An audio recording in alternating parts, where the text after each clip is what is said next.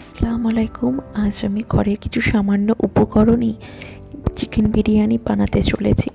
Chicken নিয়ে নিতে হবে, তারপর সেই চিকেনের ওপরে লেবু ভালোভাবে মাখিয়ে নিতে হবে। তারপর পেঁয়াজ কুচি, ধনেপাতা কুচি, লঙ্কা গুঁড়ো, গরম মশলা, ধনে গুঁড়ো, স্বাদ অনুযায়ী লবণ, হলুদ গুঁড়ো, আদা রসুন বাটা, টক দই দিয়ে ভালো করে মাখিয়ে নিয়ে উপর থেকে সামান্য তেল দিয়ে ঢেকে রাখতে হবে। এবার অন্য একটি পাত্রে সামান্য দুধ নিয়ে সাফরান ভিজিয়ে দিতে হবে।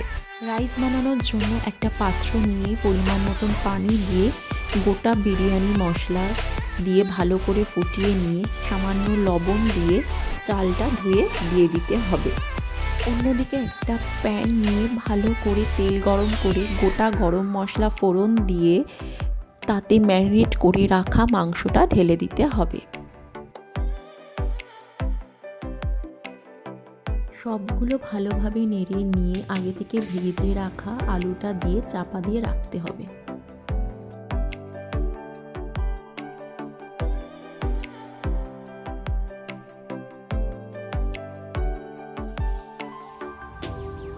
গ্রেভিটা যখন মাখা মাখা হয়ে আসবে তখন পরিমাণ মতন পানি দিয়ে চাপা দিয়ে ফোটাতে হবে।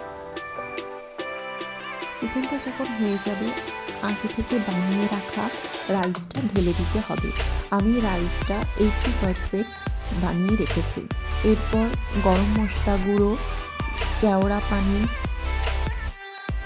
আর কেসার দেওয়া দুধটা ঢেলে দেবো।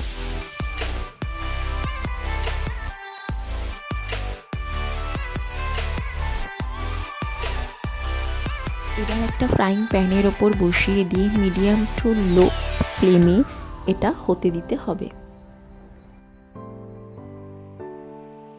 রেডি আমাদের চিকেন বিরিয়ানি।